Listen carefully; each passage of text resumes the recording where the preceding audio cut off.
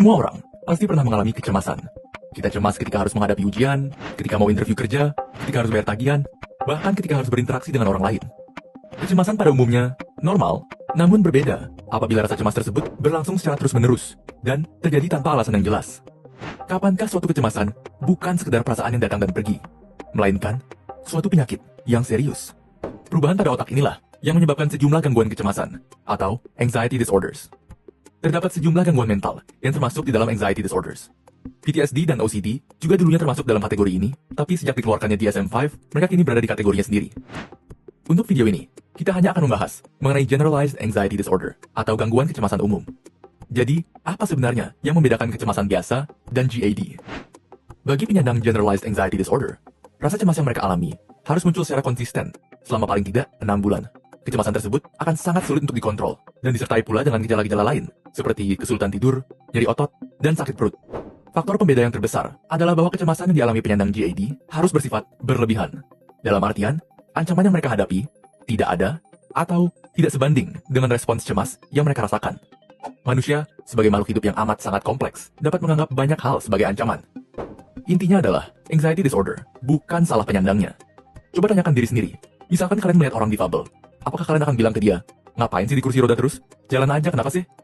Sama seperti penyandang anxiety disorder, yang mereka alami adalah sesuatu yang nyata dan tidak bisa sekedar mereka abaikan. Oleh karena itu, daripada membuat mereka semakin tenggelam dalam lautan kecemasan, lebih baik kita berikan mereka validasi dan dukungan supaya dunia yang mereka hadapi menjadi sedikit lebih ramah.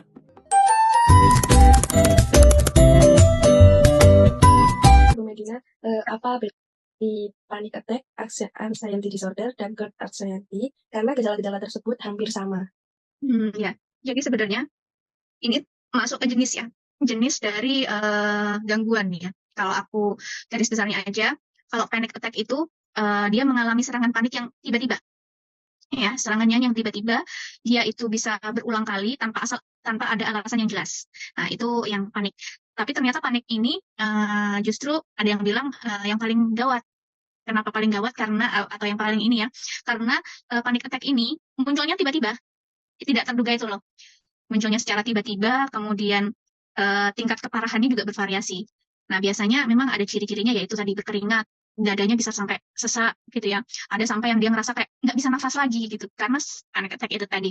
Itu kalau panic attack. Ada lagi yang satu lagi apa? Gangguan kecemasan umum ya? Iya. Kecemasan umum anxiety. Sama inti. Sosial. Sosial anxiety. Oke. Ya. Sosial anxiety itu ini fobia sosial yang biasanya sering juga kita temui. Misalnya dia itu cenderung untuk nggak berani beradaptasi dengan lingkungan sekitar. Orang-orang baru tuh biasanya dia panik, cemas gitu kan. Biasanya memang kebanyakan adalah orang-orang yang mempunyai kepribadian introvert biasanya ya. Terus sesudah ketemu orang atau sebelum ketemu orang itu biasanya dia juga terlihat sekali cemasnya. Oke, terus itu tadi sih merasa takut, enggan untuk berinteraksi, enggan untuk menyapa orang lain, terutama orang yang baru dikenal, punya kepercayaan diri yang rendah, ya. Jadi kurang pede, menghindari untuk bertatapan mata. Jadi mungkin ada teman-teman dari kalian kalau diajak ngomong tuh cenderung kayak nunduk gitu matanya, tuh biasanya dia agak sedikit introvert atau punya yang namanya gangguan kecemasan sosial. Kemudian takut dikritik, takut sama komentar orang gitu. Itu juga termasuk malu, takut gitu. Itu kalau yang sosial. Kalau yang terakhir yang gangguan kecemasan umum atau generalized anxiety disorder ini biasanya orang-orang ini nih cemasnya itu lama gitu loh. Dan biasanya yang dicemaskan itu berhubungan dengan misalnya keluarga, pekerjaan, kemudian keuangan, anak. Ya itu kan mikirnya kan nggak bisa satu kali mikir atau di hari ini mikir besok nggak kepikiran kan nggak bisa ya. Yang namanya keluarga, anak, keuangan ya mungkin ada kekhawatiran dengan kondisi ekonomi. Nah itu bisa termasuk di dalam kecemasan umum gitu. Misalnya kerjaan juga gitu kan dia nggak dapat kerjaan, dia juga cemasnya itu ya berlangsung lama. Mungkin ya itu sih ya untuk perbedaan di antara ketiganya.